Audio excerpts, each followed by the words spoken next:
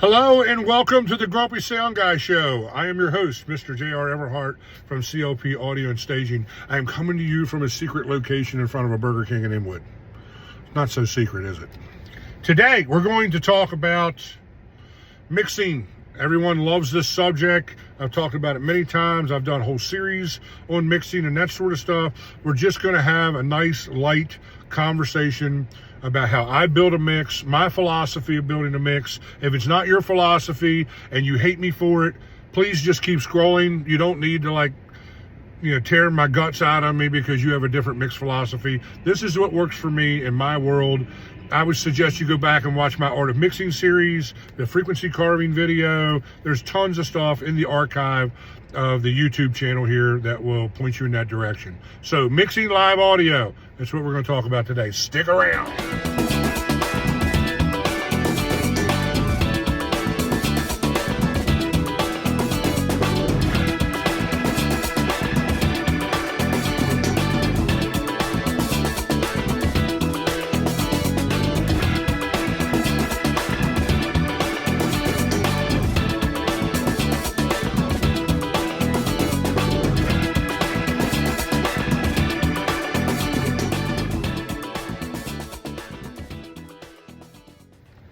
Hello, welcome back. I feel like I should be singing the Welcome Back Cotter thing, if you're old enough to understand what that is. Mixing live audio. So, let's, I guess we just start at the beginning, man. Like when I'm doing sound check, this is kind of what's going on through my head. I inventory in my mind quietly the band's gear as we're setting up, we're miking things up. I'm kind of looking, I'm a gear nut, so I'm pretty familiar with most of the guitar, bass, keyboard gear that's on stage. I pay attention when my guitar player friends and keyboard player friends talk about gear. Like I'm a nerd that way. I love learning about everybody's gear. So I will inventory that kind of stuff, and that will give me a first impression as to what to expect, what problems could, arise from the gear they're bringing to the table, or the lack thereof, that sort of thing. And then as sound check starts, and let me just say this, I am speaking today specifically because this is Christmas week. Merry Christmas, by the way. We're all kind of mixing indoors this time of year because it's cold out. So let's approach our mix from that perspective, that we're in our local, 400 or 500 cap dance club, mixing our favorite band on our system. We'll even talk and speak to working on a club system too in this conversation. But that's kind of our environment. Don't crucify me if what I say doesn't work outdoors, because we're not talking about outdoors. Or doesn't work on your tour with the Foo Fighters. We're not mixing the Foo Fighters in an arena of 18,000 people.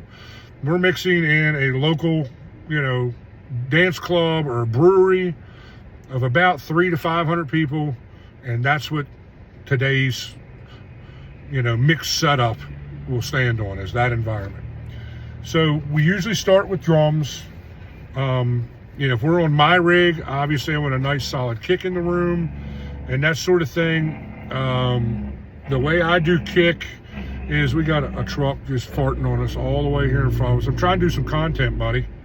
I mean, really? Was all that really necessary? And I'm a truck driver, so I'm allowed to talk to them that way. At least I used to be a truck driver. I still have a CDL, There's your ADD moment for the video. Kick drum. I usually have most kick drums at the chest pump at about 50 hertz, 60 hertz, depending on how the drum. All these things are relative to the instrument they bring and the player's approach to the instrument. I can't control those things. I have to respond to those things because I'm in the business of sound reinforcement, not sound recreation. Most kicks I have at 50 to 60 hertz on the bottom end, and then I have 2.5 to 3.5 on the top end to give it the attack that I want from it, and then I scoop out the mids because there's really nothing musical out of a kick drum in the mids. We go to snare next. I usually high pass filter, roll off the bottom end up to about 90 or 100 hertz on the snare, and then bring down 120 to 200 or something if it's too boomy. And 3.5 is where I'll get some attack on that. And I just play with those two things, to kind of get them where I want them. If it needs more ass, then I'll give it that low mid. If it needs more, crack, I'll give it more of that, 2.5 to 3.5 area. Hi-hat is really just high end. I roll that all the way up to like 500 hertz on that channel, and then I'll sometimes peak or push up like 3 or 4 dB, everything above, say, 3,500 hertz, 3.5, something like that. Toms are relative. I try to find a low sweet spot. A rack tom is probably going to be around 100, 120 hertz, somewhere in that ballpark, maybe 150, depending on how the drum is tuned. Wherever I find that low sweet spot, I will acknowledge it. Sometimes it's so fat that I don't need to push it, but I want to know where it's at. And then I'll high pass filter up underneath that to clean up any mud that could be there. And then the attack, again, you'll find that the attack on most of this stuff is around 2.5 to 3.5, 4K, somewhere in that ballpark. You just got to kind of play around with it till you find it. I'll also scoop the mids out on all the toms and floor toms. I go through that same process with the rest of the rack toms and the floor tom, find that low sweet spot, push it if it needs help, just acknowledge it if it doesn't. The attack is at like 3K, somewhere in that ballpark. I compress the snare pretty hard. On the M32, I compress it at 7 to 1. And then I do makeup gain at about 8 or 10 dB, and then I'll compress it down to where it's compressing about 8 or 10 dB. And that gives us a nice smack, of the snare. I do the same thing on the kick. Yeah. And then I'll even compress the toms a little bit. I usually gate the toms if they're ringing too much. Toms are really the only thing I use gates on. I don't gate anything else. I gate the rack toms, floor toms. I'll put a little bit of a gate on the kick, but nowadays it's usually almost wide open. But I got it there just in case I need it or something like that. I want to make sure I'm getting the ghost strokes with your foot. Never gate the snare, never in a million years. I treat the overheads the same way I treat the hi-hat. Microphones that I'm using for that, Beta 52 on a stand poking through the hole with a kick. I can do a 91 inside and a 52 out if need be. I'm lazy and usually just do the Beta 52. It gives me everything I want, and I never have any problems with it, and it's quick and easy to set up. I used to lay them inside the drum, but I found that they work a lot better on a stand, just poking through to the blue line of the mic in the hole, the vent hole. That gives me all the attack I need, the bottom end, that's all cool. I use a SM137 condenser on the hi-hats. I use AKG C1000s as overheads. Usually just run one overhead over the ride cymbal on the right side of the kit, stage right side of the kit, and that kind of gets it done. If I'm outside, I might put 2, like in a big area, I might put 2 overheads up, but I typically don't.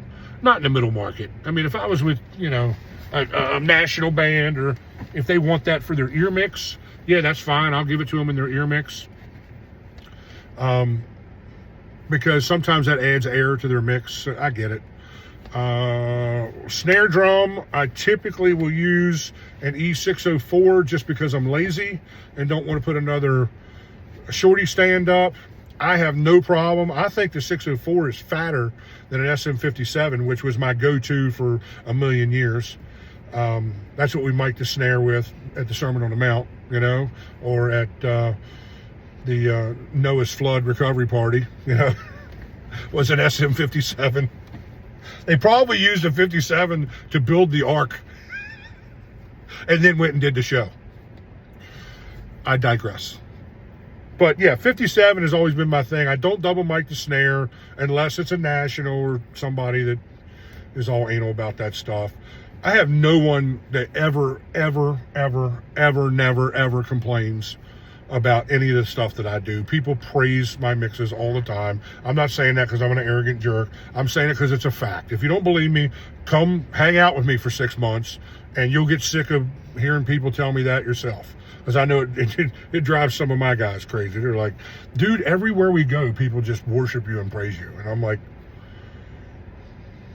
I really don't see myself that way. I have zero ego about any of this stuff. Because if you want to know the truth, I don't care, okay? I mean, I care about the mix. I care about my reputation. I care about servicing the client in a professional manner, but I have no ego about this. If you like what I do, man, cool. If you don't like what I do, hey, that's cool too. We can still be friends.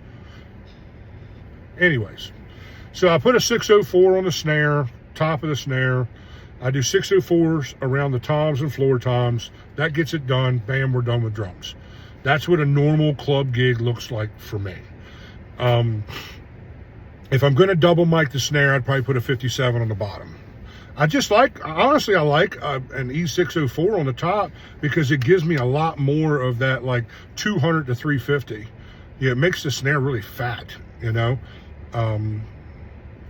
But that's just my opinion. Take it for what it's worth. There'll be 8,063 people who will comment that that's the worst snare mic in the world, and that's okay. I don't care. Moving on to bass guitar. 99% of the time, 99.9365% of the time, we are using a direct line for bass. If I'm not coming out of an amp or out of the bass player's pedal board or something, out of a preamp, then I am usually using a Radial Pro Series DI. I have a JDI that I use a lot of times. Honestly, the Pro Series, the green boxes, they work fine for me, man. They're not Jensen transformers. They're not J48s. A J48 is probably my favorite bass guitar, acoustic guitar, active DI. The JDI is same Jensen transformer, just it's not active. So you still get the same fat body. But man, dude, you do you.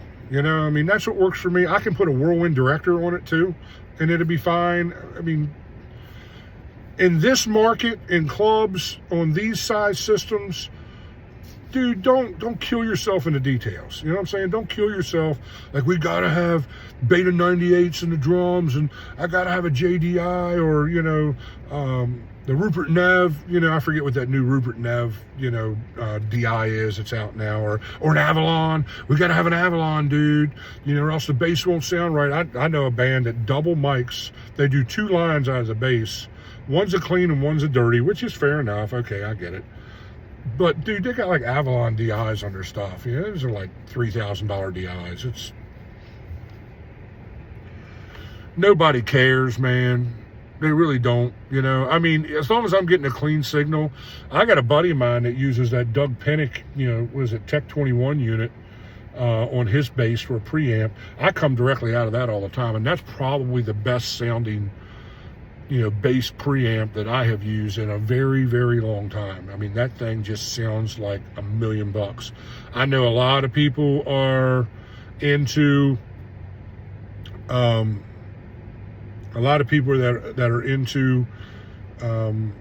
the Sans amp unit.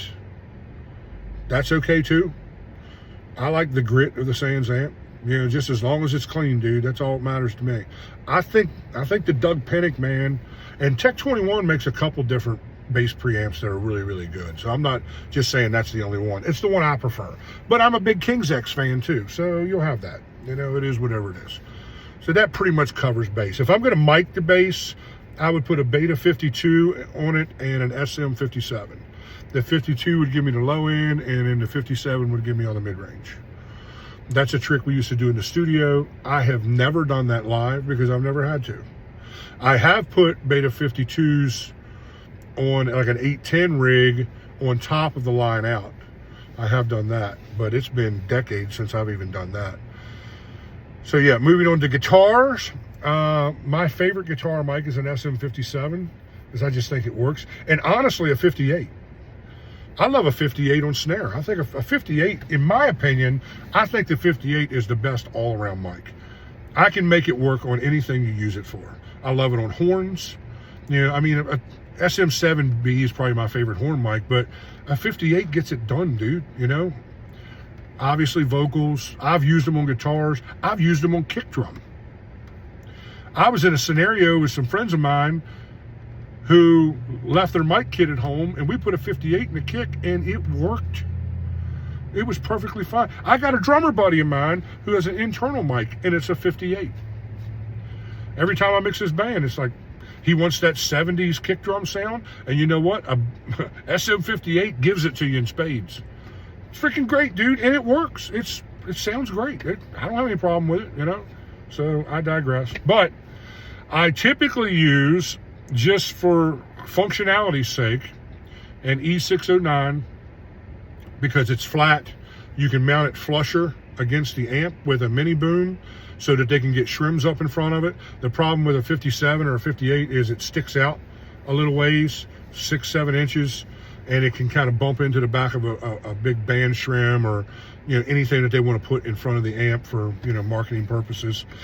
And everybody just kind of likes that it's not a 57. I think people just get it in their head like, man, people have been using 57s on guitar amps since 1968. And it's like, well, dude, if it ain't broke, don't fix it. Because I got news for you. It works really, really well. Now, I have a buddy of mine who kind of shot out all those mics and ended up with a 906. He thought the 906 sounded better than the 609. I think they're the same capsule with just a switch on the front of the 906. Mic companies are famous for that. I'm sure Sennheiser would roast me for that and say that's not the case. If you probably talk to the people who actually build the mics, they'd probably tell you it's the same exact diaphragm. Whatever, dude. Whatever makes you sleep good at night. I use the 609. It looks cool. People like it. I don't think it sounds as good as an SM57, but it is whatever it is. Do your thing, okay? That's guitars. With keyboards, keyboards goes back to the direct box thing. I use Radio Pro 2s, which is just a 2-channel Pro Series green, you know, direct box. I can use a stereo Whirlwind Director direct box to do the same exact thing. It's fine. Don't get lost in the details. When I mix keyboards, and we can talk about this a little bit later, but when I mix keyboards, I don't put any EQ on them unless there's something wrong. Because keyboard manufacturers do a lot of work in making their sounds sound the way they should right out of the box. Not to mention, most keyboard players are going from horns to electric piano to synth to like a Fender Rhodes thing, all the stuff, all the things, you know? So if you EQ for the horns or EQ for the electric piano sound, it's not going to work for the others. So the best way to shoot in the middle of all that is just don't put any EQ on it at all. Or if the bottom end's a little too boomy, just roll off some bottom end on it or whatever. But that's the way that works. So that's kind of how I handle keyboards. All my vocals right now currently is running through Shure UR4D wireless systems with SC Electronics V7 capsules. That works really super well for us. We love it. I love the 7V. I could talk for another 20 minutes about the 7V. The 7V is like a Beta 58. It's everything you love about a Beta 58 without everything you hate about a Beta 58. So it has a really tight pattern, so it rejects a lot of stage volume. If you're using wedges, it's super cool for that. Super cardioid. The diaphragm is rubber mounted, so if you take the grill off of it, you can kind of move the diaphragm back and forth, which is super great, because that means you get like very little handling noise. Or if you got it on a stand and somebody walks across the stage, all that's not traveling up in through the mic and that sort of thing. So yeah, if we're going wired vocal mics, I still have 3 7Vs, which is what we typically use, even wired. Although I think the wireless sounds better because of the ohm difference there. You can Google that and you'll see what I'm saying. I'm not going to do a big technical thing about that, but the V7, you'll need a lot more gain if you put it on a cord longer than about 30 feet because of the resistance. The wireless capsules don't have any of that going on, you know, so be mindful. And we use drop snakes, so we run into that quite a bit. But I have a gaggle of Beta 58s, SM 58s, I usually carry that stuff around. I'm not really a fan of Sennheiser vocal mics outside of the 945. I like the 945. I don't hate the 945. I think the 945 is a decent mic. You Sennheiser guys will roast me in the comments about I don't know what I'm talking about, and Sennheiser is the greatest thing since sliced bread. But outside of the 945, every Sennheiser vocal mic that I got to mix, I got to roll off a ton of high end. They get very bright, very tinny up top, and the Beta and SM58, I really prefer the SM58, of those two mics, believe it or not, because I like the cardioid pattern and it rejects more stage volume, and I just think it sounds fatter, to where the Beta is hotter, I'll give you that, but it's also super cardioid, so it will pick up a little bit behind the mic. Not enough to write home to mom about, but you get a big proximity effect with both of those mics that the V7 does not have, but I just think that the 58s and the V7 have a response that's more complementary to mid-range instruments and voices. That's just what my ears tell me. Now, if all you've ever used is 835s and 935 Sennheisers and you can make them work, I'm sure you can. I know guys that make them work all the time. They sound fine. They got a different mix philosophy than I do. I can make them work, no problem. I'll work with whatever you give me, but it's just not my go-to thing. I don't own a bunch of them. I really have no desire to own a bunch of them. I've thought about buying a 945 and just throw it in the kit so I have it. So if I get a Sennheiser guy that insists on it, I can do it. Or maybe buy a capsule so I could screw a capsule on in a pinch if a national really wants that or whatever. But if I ran into that, I'd probably call a buddy and just borrow them or something, because I don't care. I really don't care for them to mix with them. If you're running a horn section, like I said earlier, my favorite horn mic is the SM7B, but it's not super practical in a nightclub setting to be carrying around mics like that. I don't carry a lot of high-end mics around, that way, because they get beat up and stuff. I usually just put 58s up. 57s are fine. I think a 57 sounds really good on a trumpet, and then a 58 sounds really good. My truck is acting a fool. These new diesels, here's another ADD moment. These new diesels will only idle for an hour and then they'll shut down. And I've been recording content for several hours. So, sorry about that. Anyways, horns. 58s, I think a 57 sounds better on a trumpet. I think a 58 is better for sax and trombone. So that's kind of where I am with that. Just put them on stands. Nowadays, most of the horn sections I work with, they're showing up with their own mics, either wireless mics or a wired condenser or something, and they're using any number of, because I see a lot of AKGs, the clip-on AKG mics. Audio-Technica has a couple really cool mics that way. I don't own any of that because I only mix horn bands probably half a dozen times a year. It's not enough for me to go out and buy a bunch of clip-on horn mics. Plus they're expensive, and I just don't need it. If they don't bring their own mic, no problem. Like a lot of sax players will go wireless and they'll have their own pedal board with reverb and delay and, all the things, sax players, what are you gonna do? So where's my motivation to go spend $400 or $500 on a couple clip-on mics? I'm just not doing it. I'll put 58s up, we'll make them work all day long. Indoors, horns are so loud, most of the time you don't even need a whole gaggle of bull butter to do much with it, because you just need to put a little bit of it in front of house and they're going to blow from the stage, a lot of times.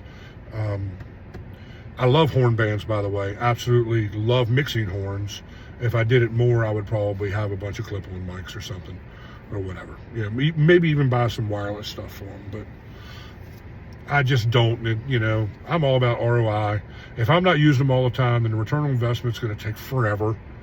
And I just don't do that, so I'm not really interested in that. So that is basically how my stage setup looks like as far as miking is concerned. We will do a part 2 because I'm talking about this. I'm also talking about mixing live audio in our shorts and reels for this past week and the week coming. Well, like the last 4 days and probably for the next, 5 to 10 days. We're going to continue to talk about mixing live audio in the shorts. So we'll stop here and kind of just cap this as part 1, microphones, because we're talking about mics predominantly in this. If you made it this far in the video, please join the Grumpy Insiders. They just got a really cool part 1 of end of the year vlog from COP Audio and content creation and all that kind of stuff. There's going to be a member only video. Get over there for about the price of a cup of coffee, you know, per month. You can be a Grumpy Insider, and you can really dig into all the fun stuff that it is that we do over there. We post gig pictures every week of what we did the previous weekend. We're constantly, you know, asking for gear reviews on there and giving gear reviews on there. You know, if any of those guys getting a jam, you know, trying to put a system together or need recommendations on buying a new console or stuff, like, there's just a really cool environment over there that's grown bigger than just me, of guys that can help you, and it's just created a really cool private group with healthy communications, a safe place where you can ask stupid questions and not be ridiculed. I will not tolerate that. I'll kick a guy out in a second for that kind of stuff. There are no stupid questions with the Grumpy Insiders. And we just kind of standing up for what's right, man, and bringing awareness to the middle market. And it's the Grumpy Insiders. I just told this in the last content video I did. I just told this to these guys and said, look, it's the insiders that are really fueling this content. Those of you who see this on the free side need to thank an insider, because if it wasn't for the resources that the insiders bring to the table, I probably would not still be doing this, because it's a lot of time. It's a lot of time, you know, and it's a lot of effort. I'm getting ready to blow a bunch of money on new gear and trying to, you know, step up our game production wise. Post-production is a bear, all the things, dude, you know, just all the things. The Grumpy Insiders are the ones that bring the resources to the table that make all this stuff possible. It's because of them. Be one of those guys. Get over there, sit at the cool kids table with the rest of us, and get in there and enjoy all the member-only content, getting early access to the Grumpy Sound Guy show every week. They get to see it as soon as I post it. Sometimes it's Monday, sometimes it's Tuesday. They're the first ones to get to see it. They get early access to it. So yeah, some really cool stuff going on over there. I love you guys. Merry Christmas. We'll do part 2 next week. Bye-bye.